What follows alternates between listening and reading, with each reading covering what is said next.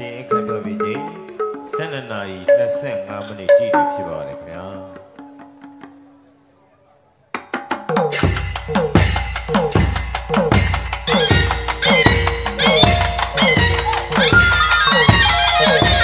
အောင်ချမ်းမျိုးဟေး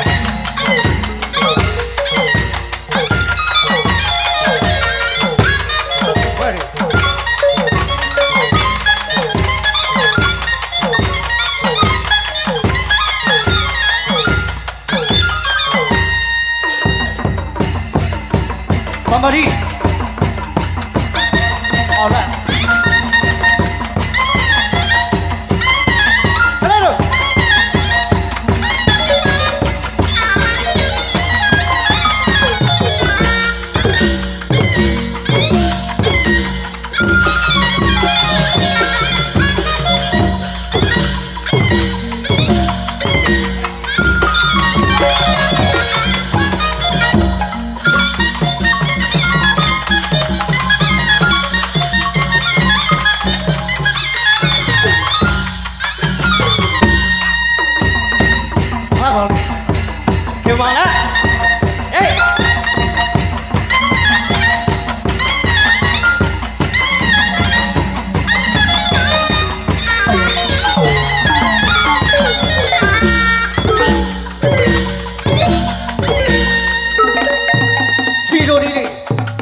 Suy tê suy ya, cứ xây này nhá,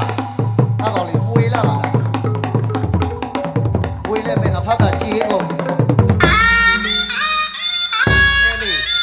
tôi đã thấy suy lên tận họ,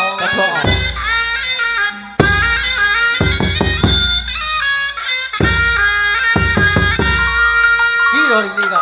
tôi đã thấy suy lên chết thằng họ, ta bảo là mình đâu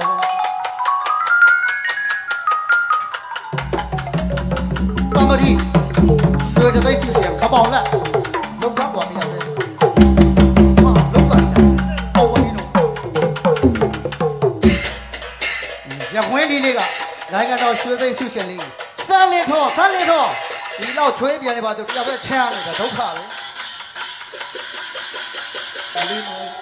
没毛脑的哩啊，来个đó xưa đây thì xiềng đi, tay mẹ nào đi, cái là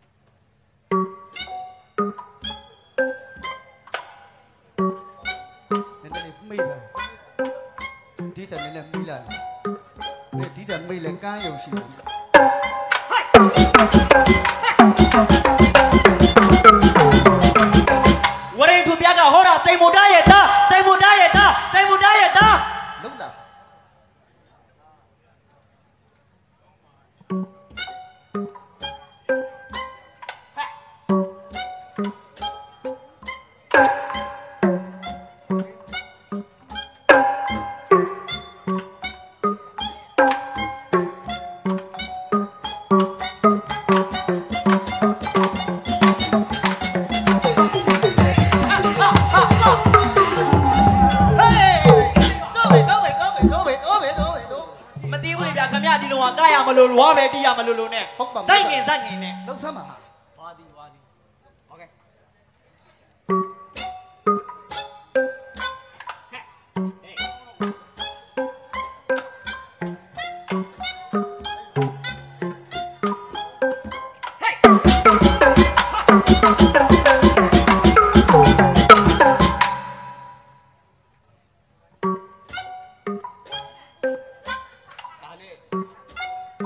မဲတီးလို့ဒါနဲ့မိုးလင်းတော့မှာမဲ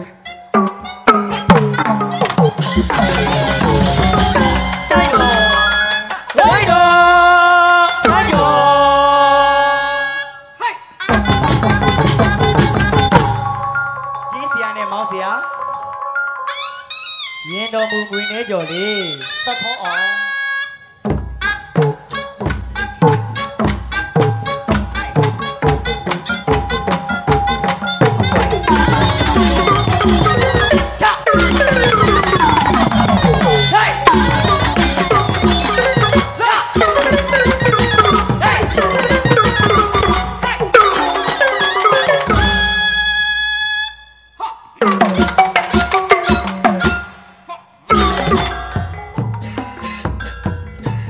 အောင်စမ်းမျိုးပွဲလာပါပြီပြုတ်နားတင်ကြတော့ပြီးတော့ပေါင်းတို့အောင်စမ်းမျိုးပွဲလာပါပြီပြုတ်နားတင်ကြတော့ပြီးတော့ပေါင်းတို့ခေကြီးပါကြီးနားတင်တို့ဆိုင်ကိုတီးမယ်ပြုတ်ခေကြီးပါကြီးနားတင်တို့ဆိုင်ကိုတီးမယ်ပြုတ်တွင်းတွေပြောနေဟိုးဖုံးနေမပွင့်နဲ့ အဘိုးလေ ဟိုပြိုကြီးတွေဟိုပြိုလေးတွေဦးတော်ကိုမမဆိုင်ကိုကြည့်ပါဗျာ ဒီကြည့် ဘူတီးနေတာချားသူမဟုတ်ဘူးစိတ်ပေါ်တာအောင်စမ်းမျိုးဘူတီးနေတာချားသူမဟုတ်ဘူး စိုက်ပေါ်တာအောင်ဆက်တော့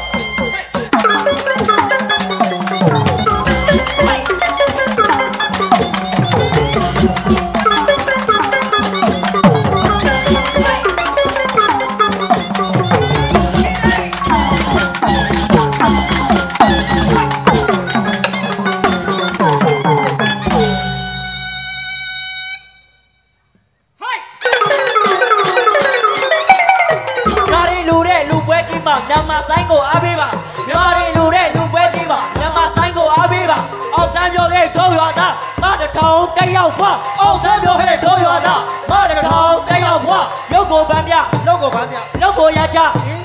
ရုပ်ကလေးနဲ့လိန်နာမစားဘူးပြီးပလာတွေနဲ့မပြောတတ်ဘူးရှင်းတွေနဲ့ချိန်ကုန်မကန်ဘူးဘုံမတာတွေမစိုးတတ်ဘူးပြောမယုံကြုံမသိလက်တွေကာစားကြည့်ခုတီးနေတာချားသူမဟုတ်ဘူးစိတ်ပေါ်တာအောင်စမ်းမျိုး ခုတီးနေတာချားသူမဟုတ်ဘူး စိတ်ပေါ်တာအောင်စမ်းမျိုး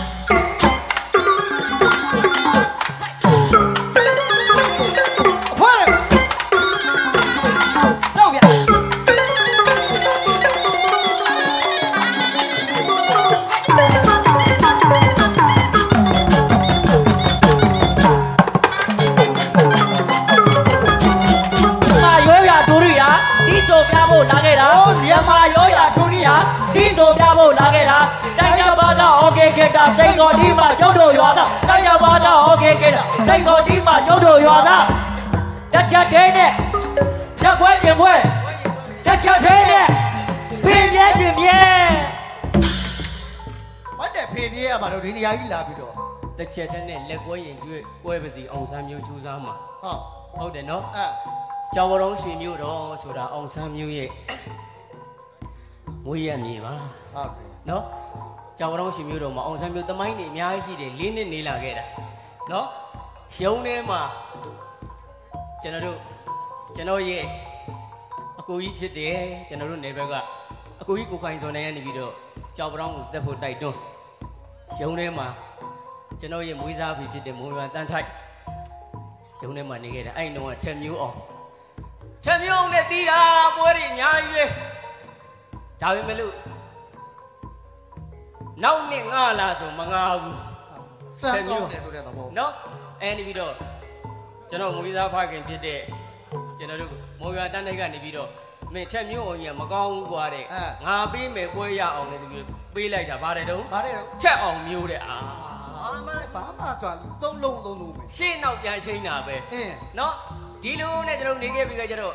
ကျွန်တော်ဗိတ်တိတ်ဆရာဦးဆိုင်မောကနေပြီးတော့ထောင်လိုက်တာလျှမ်းထက်ဟုတ်ပြီကျွန်တော်2နှစ်နေခဲ့တာနော်အဲ့ဒီကနေပြီးတော့မန္တလေးရောက်တာအိမ်ငါဘဝဒီမှာကြောက်ပေါင်းရှင်မျိုးတော်မှာအိမ်ငါဘဝလာကမပေးနိုင်လို့ကိုဒီမှာထွက်ပြေးလာတဲ့လူပြမင်းနင်းထုတ်လိုက်တာပေါ့လေဟုတ်တယ်နော်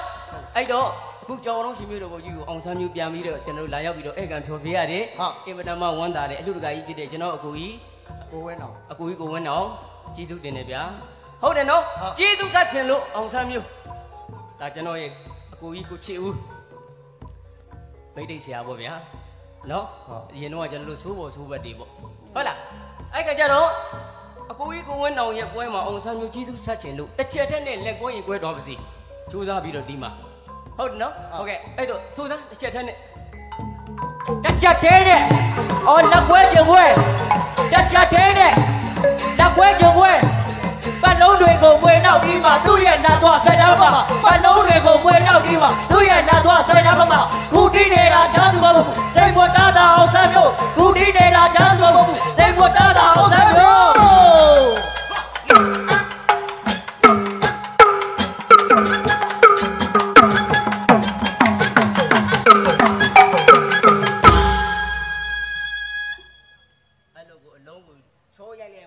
ဟုတ်တယ်တခါတလေတော့ညာတိုင်းတော့မမဟုတ်ပေါ့တခါလေးတော့မှားတတ်ပါဟာ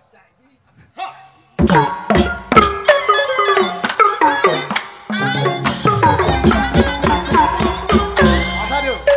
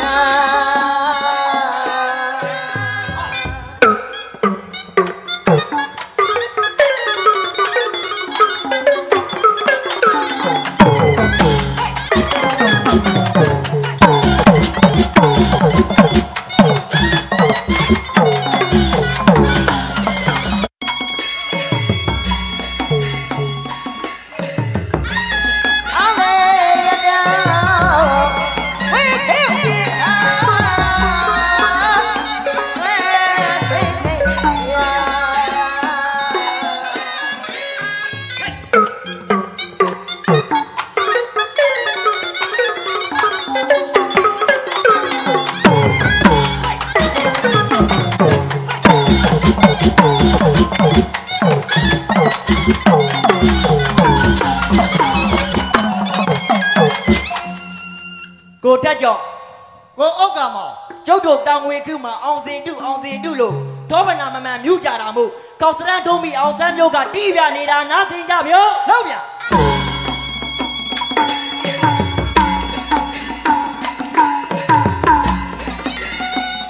အောင်ပြီ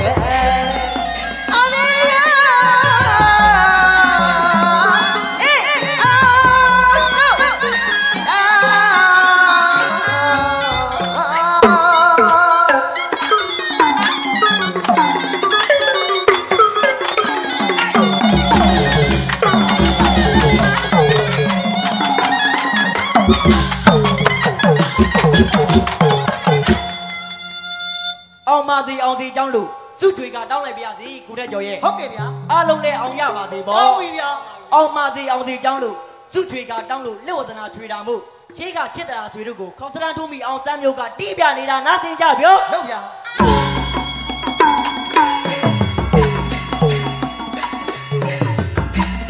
အာ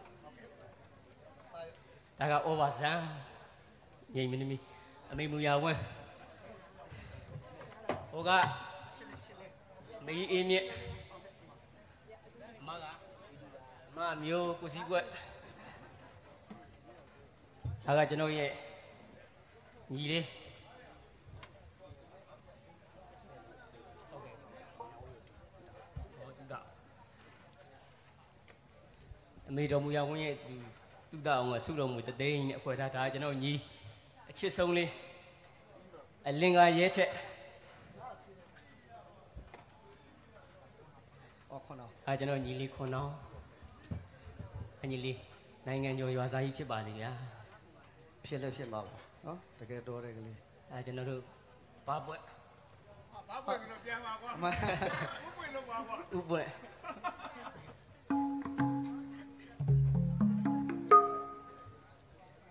Okay, nó có clear nó có clear la clear tha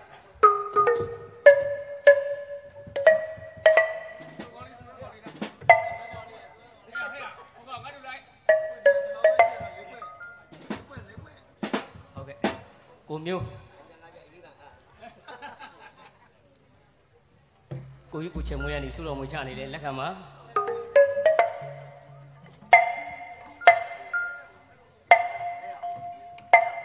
ဟောအောင်စမ်းမျိုးကြီးနော်ဒါတို့ရဲ့ အကိုကြီး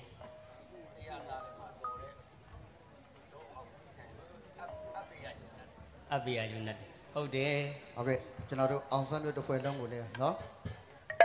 ကျွန်တော်ရဲ့ညီလေးနိုင်ငံကျော်ဆိုင်ပြစိတ်မြတ်ပြီးကနေပြီးတော့ဆူတော်ငွေတသိန်း ကဲကျွန်တော်အကိုကြီးစိန်မြပြူမင်္ဂလာပါ မင်္ဂလာပါလုံးနေနဲ့ဒါတသိန်းဆူချတာသူတီးတဲ့အချိန်ကျမဲ2သိန်းပြန်သွားအဲ့ဒါပတ်စံထိတ်ထားသည်အထွားကွာ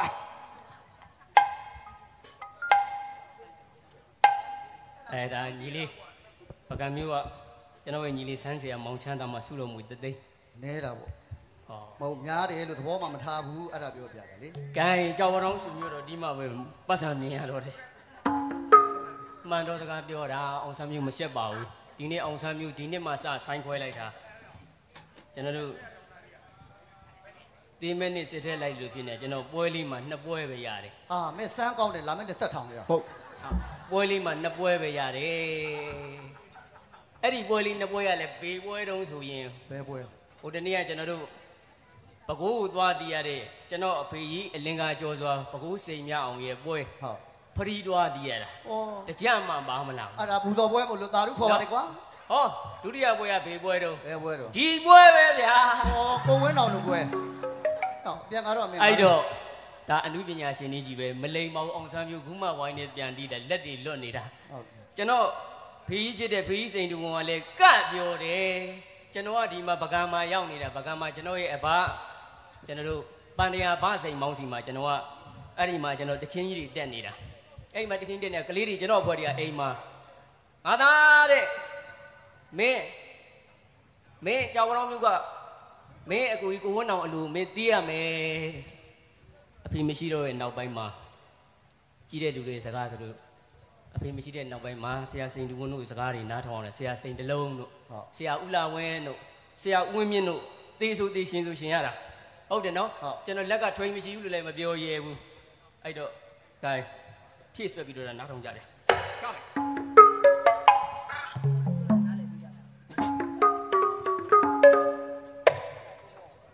ပြီဘေးသွားမလို့ကိုယ်လည်းမေ့ပြီဗျ ဩမဲချီတောင်းနေတာသွားလိုက် ဝါကင်တာမယ် လောက်ပါကိုကကိုကင်ပြီးသားငါတို့မဲမတင်နဲ့သူများဟာကင်ပါရိုက်ပါပေါ့ ဟိုက်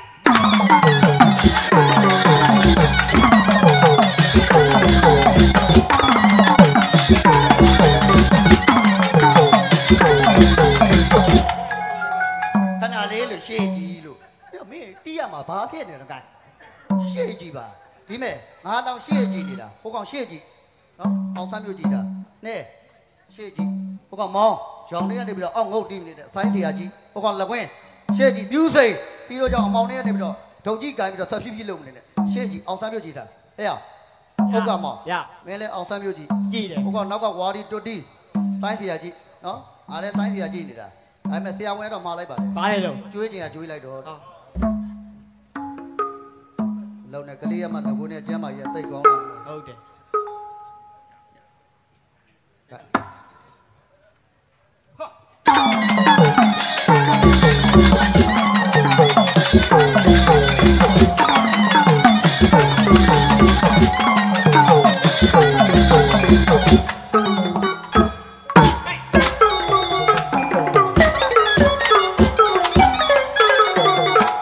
ဟောပြီးပြီ ပြီးပြီ မပြီးသေးဘူး ပြီးတယ်ကွာ ပြီးနေတာ ဟိုက်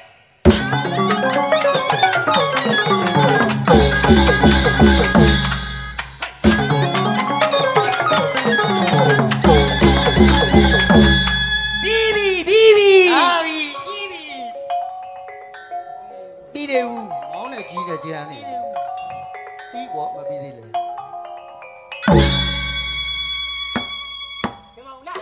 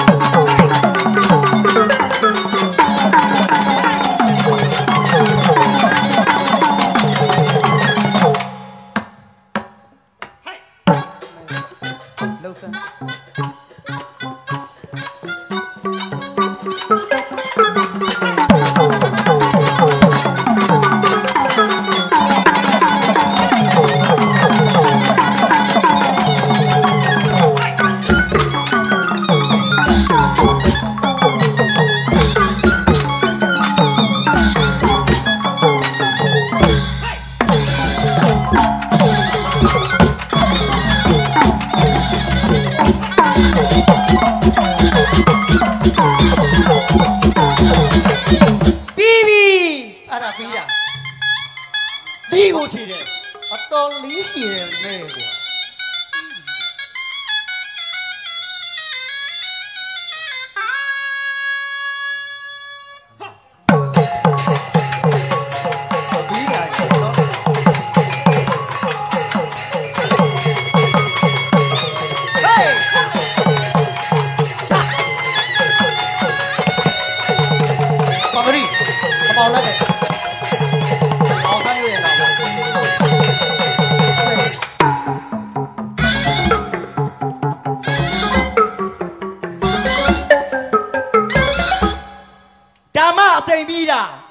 ဟုတ်တယ်ဒါမှအစိမ်ပြီးတာဟိုက်ပြီး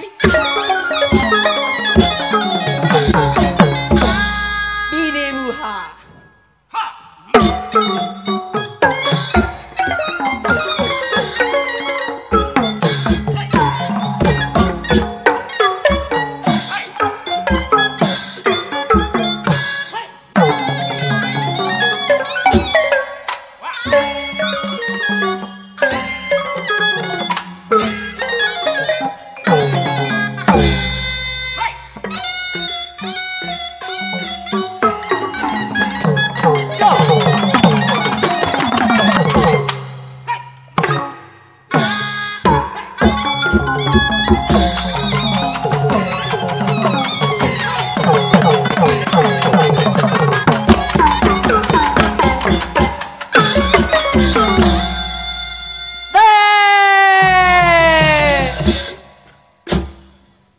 ဒီမှာပိတ်တတို့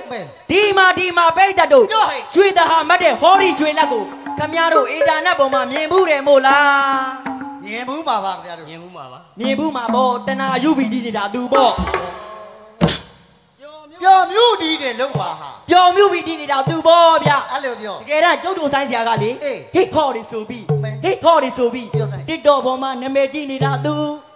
အောင်ဆန်းမျိုးပါသူနာမည်ကြီးနေတာဟုတ်ကဲ့တစ်တော်ပေါ်မှာကျွန်တော်ပြောတာအဲ့ဒီတစ်တော်မဟုတ်ဘူးဟုတ်ဗျမင်းကဘယ်တစ်တော်ပြောတာလဲကျုပ်ပြောတဲ့တစ်တော်ကကျုပ်တို့ဆိုင်ဆရာညဆိုတစ်တာနဲ့ဝင်ပြီးတော့နေတာတော့အဲ့ဒါမှတစ်တော်မလေးဆိုင်ဆရာရဲ့ခင်ဗျတစ်တာလေးတော့ချမ်းသာပေးလိုက်ပါဗျညောင်နေများစုနေရကြည့်အောင်တော့ကြညောင်နေစုနေလို့ရအောင်ပေးလိုက်ဦးမင်းဆရာရေပေါ်သားနဲ့ထုတ်ပေးလိုက်ပါလက်ကားစားတာတော်ဒီထဲမှာငါအကြောက်ဆုံးဥပေါ်တစ်ဟမ်ဥပေါ်တစ်ဟုတ်ပါဘူးဥမောင်တစ်နားနေလန့်អော်တော့မှာကျွန်တော်အကူကြီးစိန်မြပြူကရပါတယ်တဲ့အကူစီက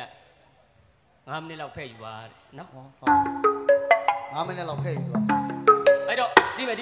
ခုမှဒီမယ်တော်ဟာလာတွေမလုံးနဲ့ဒါငါတို့ရွှေမျိုးတော်ကဒါတွေတီးပြီးသားချင်းဟုတ်နော်အဲ့ဒါတွေကတီးပြီးသားတွေညီလေးတီးမယ်လည်းပြောနေကိုကမေးနေတာကြီးဟုတ်ပါဘူးဗျာဟိုနေပြောပါဦးကဟိကောင်နေတို့ပြလိုက်ဦးမလုပ်ကောင်ပါကွာဦးနောက်တရားလည်းမကောင်းတော့ပါဘူးဟာ Hey! Ha! Ha! Hey! Hey!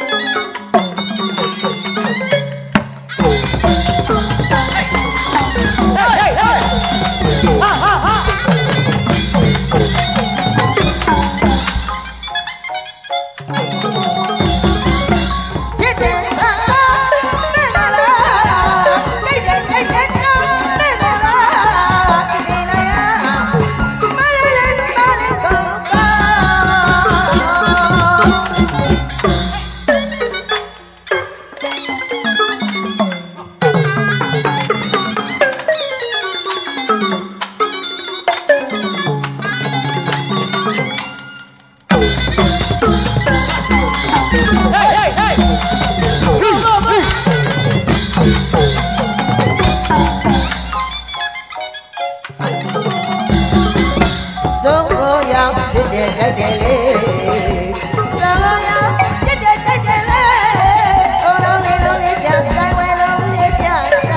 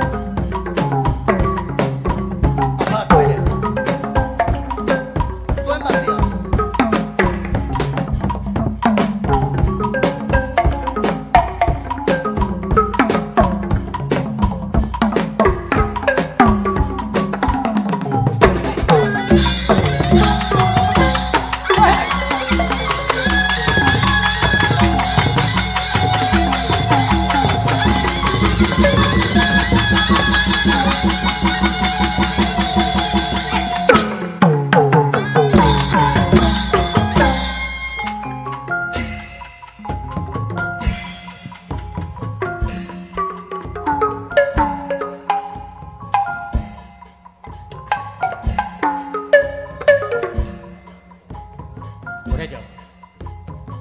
ကိုထက်ကျော် အောင်စမ်းမျိုး ဆိုင်တန်ကြရင်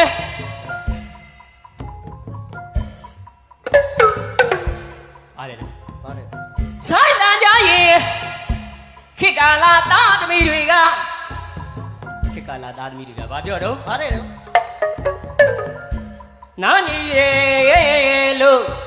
လောင်လို့လောင်ပြောင်းလို့ပြောင်း ဒီခေတ် ဒီခေတ်အောင်ဆန်းမြို့မန္တလေးမြို့မိုင်20ဝန်းကျင်အောင်ဆန်းမြို့မငါဘူးကျွန်တော်အကူကြီးစိတ်မြပြူတည်တယ်မိုင်20ဝန်းကျင်မန္တလေးမြို့သားတစ်ဝိုက်ကမငါဘူးရေဘာကြောင့်နော်တကယ်တည်တဲ့ဆိုင်ကိုမငါတာ ဟုတ် ဖြစ်ကုန်တာနော် ဟုတ်တယ် အဲ့တော့ကျွန်တော်တို့မန္တလေးမြို့သားလေးမှာဖြစ်ပြနေတာကဒီဝိုင်းဘာအစုံတွေထက်နော်ကျွန်တော်တို့ရှေးပိုင်းလေးနှစ်ပုတ်သုံးပုတ်လောက်တီးပြီးခိတချင်းကိုစိတ်ရှိုးကန္နာကြီးလို့ပြောပြရတာဟုတ်တယ်နော် ဟုတ်ပါ နောက်ပိုင်းဆက်နိုင်လောက်ကြရင်တစ်ပုတ်လောက်တီးပြီးကျွန်တော်တို့လက်စွမ်းပြလေးတစ်ပုတ်လောက်တီးပြီးသိမ်းလို့ရတယ် ဟုတ်တယ် ဒါမျိုးတွေတွားတီးရင်အဲ့တီးတဲ့ဆိုင်မငါဘူးရေ ဟုတ်တယ် ဒါကြောင့်နော် ဟုတ်တယ် ခိကပြောင်းသွားတာဆိုင်နိုင်ကြရင်ခိကလာတာသမီးတွေကနာညီရဲ့လို့လောင်လို့လောင်ပြောင်းလို့ပြောင်းရတာ ဟုတ်ပါ ဟုတ်တယ်နော် ဟုတ်တယ် ခိကဘယ်လိုဖြစ်သွားတော့ လို့တဲ့ တင်တောင်တောင်ခိကတီးမှကြိုက်ကြပါတဲ့မယ်နဲ့မောင်ဟောကင်ကတာတွေတီးမှကြိုက်တာ ဟုတ်တယ် ဟုတ်တယ်နော် ဟုတ်ပါ ဒါမျိုးမြန်မာဆိုင်တီးလို့ကတော့မကြိုက်ပါဘူးခင်ဗျာဒါကြောင့်မလို့ကျွန်တော်ကနေပြောချင်တာ ဟာပြော တင်တောင်ခိကတီးမှကြိုက်ကြပါတဲ့မယ်နဲ့မောင်ကျွန်တော်ပြောမယ်နားထောင်ကျွန်တော်ပြောမယ်နားထောင်ဗျာခိကနောက်ကကိုချင်းလင်း online လောက်ကတော့ရီးတယ် ဒီသွားအောင် နော် အာ အောင်ဆန်းမျိုးရဲ့အဖေစိန်မတရဲ့လက်ကျတထတဲ့ရဲ့နော်ဒီလောက်ကတော့ပြင်းအောင်ပြင်းနေတယ် အာပြောလေ ကျွန်တော်တော့မယ်နားထောင်ကျွန်တော်ပြောမယ်နားထောင်အဲ့ဒီသူတို့ကြိုက်တဲ့အတန်တွေကဘာတွေတုံး ဗါလေတော့ အတန်သေးအတန်ကြောင်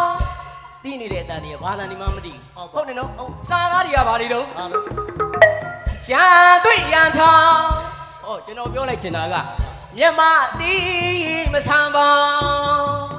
ဟုတ် မြမဂီတာလို့မခေါ်ပါဘူးဟုတ်တယ်နော် ဟုတ်တယ် အဲ့တော့သူတို့ကြိုက်နေတာကဘာတွေတုံး ဗါလေတဲ့ ဟေးဟောဆိုတာကတော့သူတို့ကဟေးဟောမှကြိုက်တာ အာ ဒီခေတ်နော် ဟုတ်တယ် ဟေးဟောဆိုတာကတော့ဒီခေတ်မှာပေါ်တာမဟုတ်ဘူး ဘယ်တော့မှ ဟိုရင်ခေတ်ကလေးကပေါ်ခဲ့တာဟုတ်တယ်နော် ဟုတ် ဟေးဟောဆိုတာကတော့ကိုရဲကျော် ရ ဟောဒီပတ်ရင်ကြီးကစခဲ့ပါတဲ့လက်ချင်းတန်တပေါင်းကောင်းတွေ ဟာခမရဟုတ်လို့လား ဟုတ်တယ် ဟာ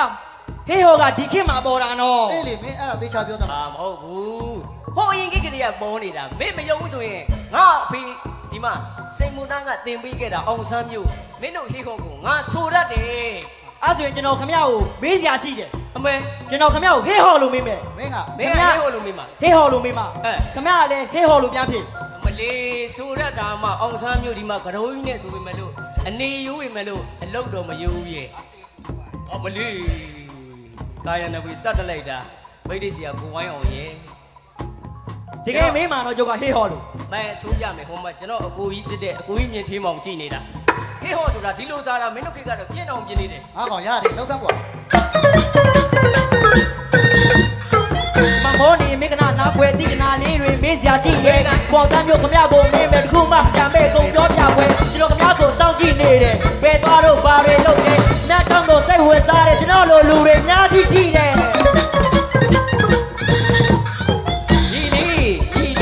ဒီမှာညီလေးအခုပြောပြမယ်နိုင်ငံရေးနဲ့ပတ်သက်တာအကြောင်းအရာတွေဖေးပေရမ်းမယ်ဆွေးမယ်ဘဝတွေကျမ်းတယ်ကျန်တာတွေကိုအကုန်ဆုံးအခုပြောပြမယ်အခုမတိရင်အခုဆရာတွေရှိတယ်ရင်းချင်းမှုတက်ကလို့ဆရာဦးလာဝေဆွေအလင်ကစိန်မင်းနိုင်ဒီကမနိုင်တော့ဝင်နေစိန်မင်းရှိတယ်ဒီကနိုင်တော့ဝင်နေစိန်မင်းရှိတယ်စိန်တူစိန်တလုံးရွာကြီးတွေ့တယ်ဒီကမနိုင်တော့ဝင်နေစိန်မင်းရှိတယ်ဒီမှာညီလေးမေးကြပဲ မင်းကြရမေးလို့ရတယ်အကုန်ပြနိုင်တယ် ဒီမှာမင်းမယ်ခမရရဲ့ဆိုင်ကတိတ်ကိုရိုးတယ်ဘယ်တော့မှတန်းတင်มาတဲ့ organ ကတာတွန်ဆိုင်ဒီဖေးကျောင်းဆိုင်မှာမြင်တွေ့နေတဲ့ခမရရဲ့ဆိုင်မှာပါမလာဘူးခွဲဘာနဲ့ဂျီတို့နေတဲ့ကင်မှာသူများနောက်ကြပေါ့ဝါဆောင်ရဘွားတွေပြတ်မှာဆိုလို့စိတ်ဆိုးနေပြကြမေးကြည့်တာခမရရဲ့ဆိုင်မှာထဲကြည့်ပါလား ရီလီဘဝတွေမတူကြဘူးကွာခံပြက်တီလွယ်ကွဲပြားမှုရှိတယ်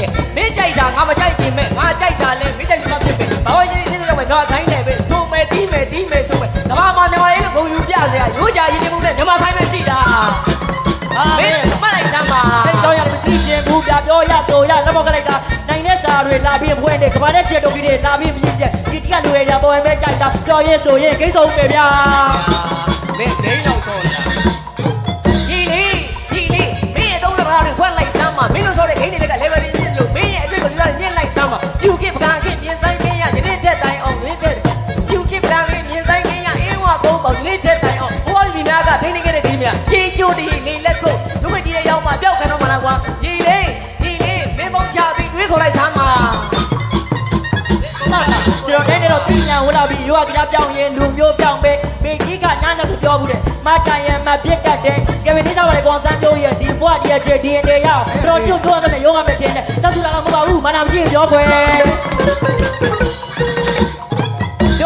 ပြောပြမယ်ဘဝဆိုတာတိုက်ပွဲတစ်ခုမှရတယ်ဘဝဆိုတာတိုက်ပွဲတစ်ခုမှရတယ်အချိန်ချင်းလက်ထပြန်ခါကြိုးကြစိန်မိုးသားရဲ့ဆုံးမတကားအချိန်ချင်းလက်ထပြန်ခါကြိုးကြစိန်မိုးသားရဲ့ဆုံးမတကားအဲ့ဒါဘောတရားစကားကွာသူဒီစုမှာဆိုင်လောကမှာရှာမချသူဒီစုမှာဆိုင်လောကမှာရှာမချဘာထောင်တယောက်ပွားတိုင်ကြတဲ့ဗာမီဘွားဘာထောင်တယောက်ပွားတိုင်ကြတဲ့ဗာမီဘွားကြိုးသားသူစွာ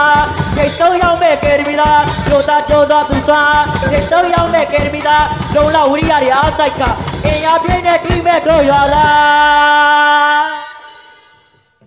ဟောရာအောင်စမ်းမျိုးစိတ်ပေါ်တားရဲ့တော့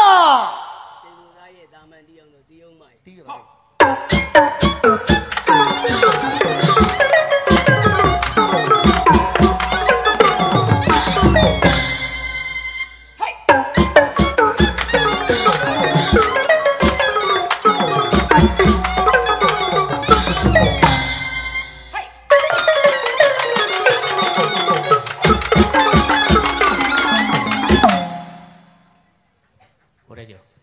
စိတ်မူသားရဲ့တာမန်တီအောင်လို့ကျွန်တော်ဆိုပြမယ်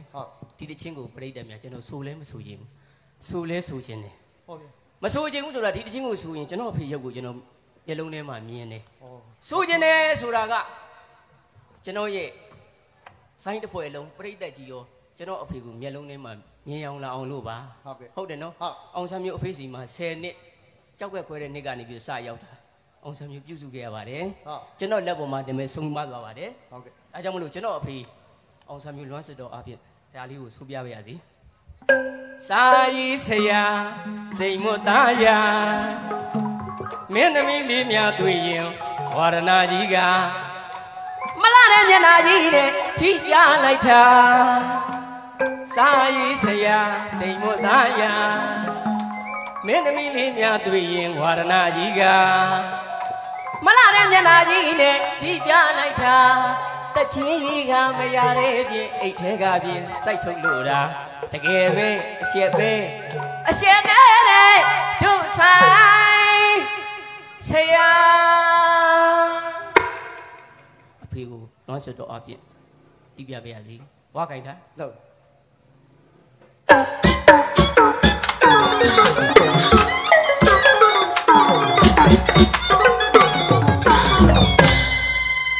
မင်းရောက်တီးကြရမယ်တောင်းမကြိုးဘူးဖြစ်နေနော်မင်းတခြားကူးဆိုင်မင်းကြမ်းတဲ့တီးလုံးကားတာအခုလက်ခံနေအခုဖေးရတဲ့တချင်မင်းလုံးဝမှားလို့မရဘူးနော်မင်းမပြောနဲ့ငါမားရင်တော့မှပဲဒီမှာငါကောင်ကခွင့်မလုပ်ဘူးလက်မခံဘူးဟမ်တစ်ချက်မှတစ်ချက်ငါမင်းလက်ရိုက်တုံးနဲ့ငါထုမှာငါဖေးရတစ်ချက်ကူးဆိုင်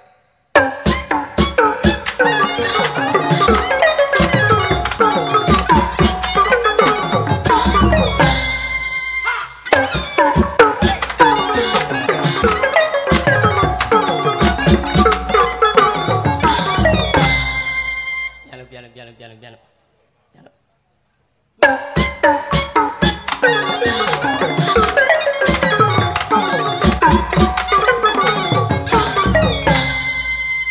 ရှင်းတော့မယ်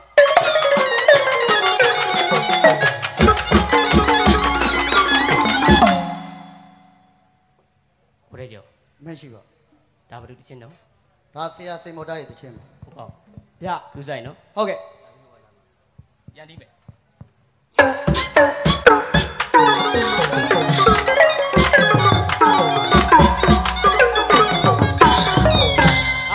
ပမတိကမှန်သွားပြီဟုတ်ကောင်လကွန်းဟုတ်လေအဲ့ဒါတွေမလုပ်နေတော့အချိန်မရဘူး ရှိတော့မှမင်းကလည်းမိတ်နေသေးတယ်နော်ရှိတော့မယ် မင်းတမျိုး ရှိတော့မယ်ဟာ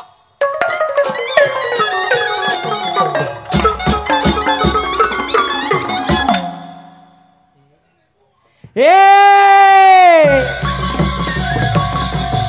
ဟာ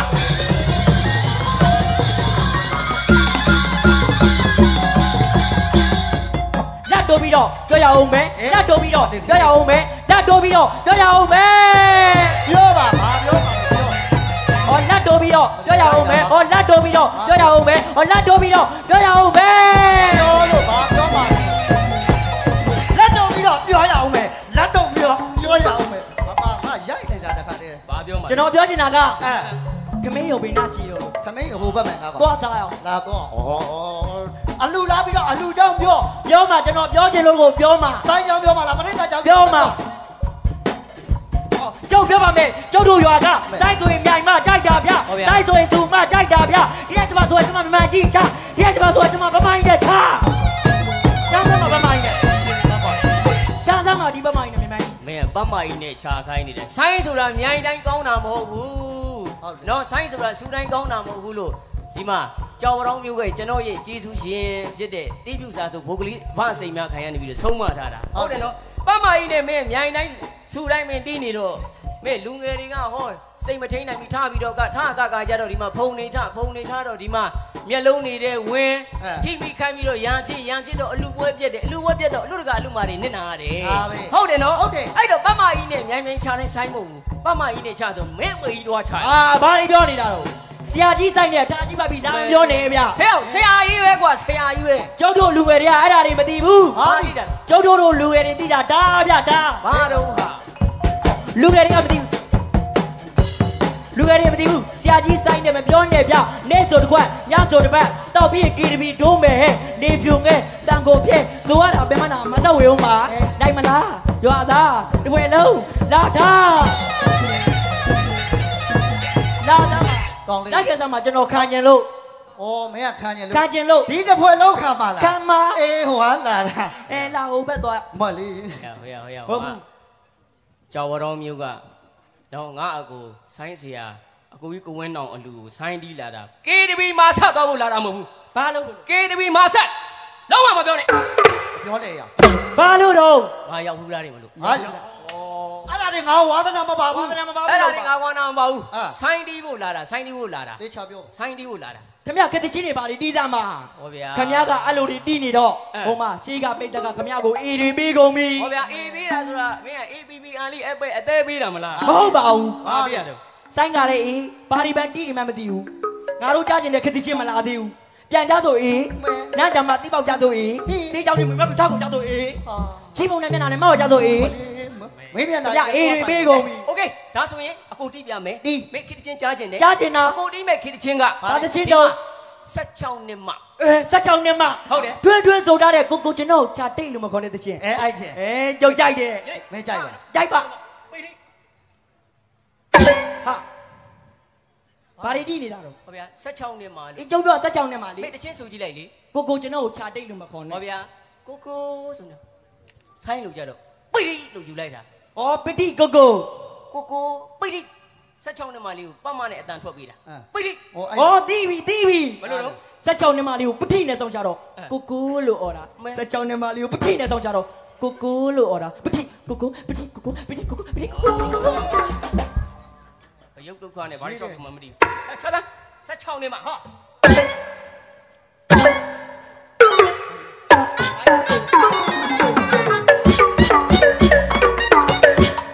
လူစားဟိ16နှစ်မှဟိုတခြားနောက်တော့နော်ဟာဘာပရိ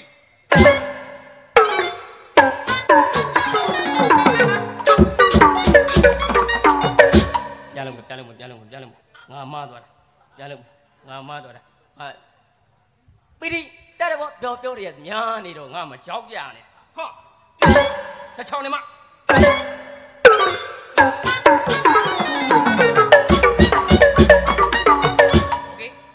ဟုတ်ပြီနော်တခြားနားတော့ဘောကောင်နားထောင်နေတာရှေ့တော့မယ်ဒီလေးဟော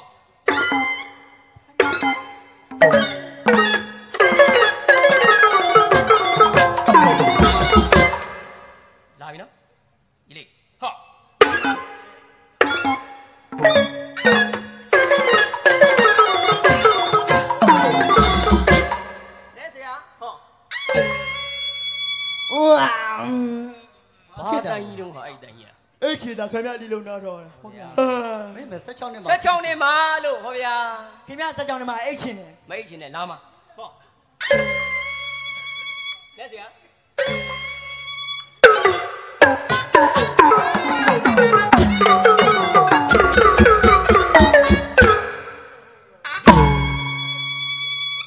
မင်းတို့ဖွင့်တာမှမဒီပိတ်တာမှမဒီဖြစ်နေတယ်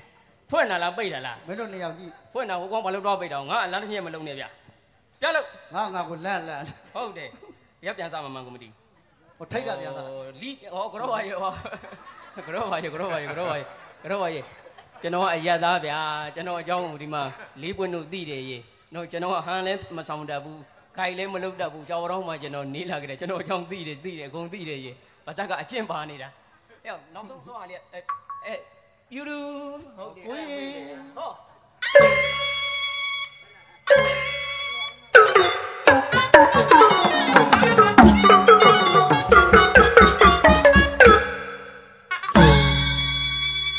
အစိုးပိုက်ဒီလိုလာတယ်စိုးမဲ့ဟေးကြားချင်းပြီစဘူးစဘူးလက်ရတောင်းကျွစူးသူမဲ့ဘုံပေးပြဆုံးဝိကြကုန်ညီမပြီးကြက်တန်ရတဲ့ချင်းကြုံလဲတည်တယ်ညီမပိတ်တယ်တိမ့်တာလားဒီကောင်ကျော်ကြက်တန်မှန်ဟုတ်ဗျာငါဆိုတာအဲ့ဒါမဟုတ်ဘူးဘာတော့စဘူးလောကတခွင်မှာသူတွေပြောပြပေမဲ့နေရောပပတကယ်မညူပါတဲ့အနဲ့တဘောကတီးတာမဟုတ်တာကျွန်တော်နဲ့ကျွန်တော်ဆရာလေးတကယ်သာတီးလိုက်ရင်ဦးတဲ့အမေကြီးများတော့အပြုံလေးတွေဖြစ်ကြပါပေါ့ဗျာဘာတွေဆိုနေမှကိုမသိဘူးဗျာအဲ့ဒါ16နှစ်ပဲလေအပြိုတွေရောအိုတွေရောချက်ချက်ကိုခန့်နေတာပဲဗျာဒီမှာအလင်္ကာကျော်စွာကျွန်တော်တို့ဘာဥအောင်ဘာကဆိုထားတာဟုတ်ကဲ့နော်ဦးတဲ့မေကြီးများတောင်အပြိုလေးတွေဖြစ်ကြပါပေါ့ဗျာဦးတဲ့မေကြီးတွေအပြိုပြန်ဖြစ်မှတော့ဒါ16နှစ်မှမဟုတ်တော့နဲ့မွေလင်လားဟုတ်သားဟာသွားပါပြီဗျာဟာတော့အသက်80ကျော်ကျုံမေကြီးအပြိုပြန်ဖြစ်လို့ကတော့အလုတ်ခိုင်းရမှာဟာတော့ဟုတ်ဒီတောင်းစားဘာမှသုံးစားမဆိုကြီးလုံမှာကျုပ်ကိုဟောမင်းကိုလုံမှာအဲ့ဒါကြောင့်ကျင်းနေပါပြီ10မိနစ်ကျော်တော့ပါပြီခင်ဗျာအမလေးဗျာမလေးဗျာဟောပါလေကျွန်တော်ဥပေါက်တော့ဖြစ်တော့ပါပြီဗါတယ်ဥတိကအရန်တီးကြတာပဲဟုတ်ငါသား10မိနစ်ပို့သွားပါပြီငါသားကိုကြိုက်လို့နော်လုတ်ပြနာကိုကြားနေပြီဒါပေမဲ့ငါသားကြိုက်လို့လက်ခုပ်အော်ပါလေးချင်းပြပါနော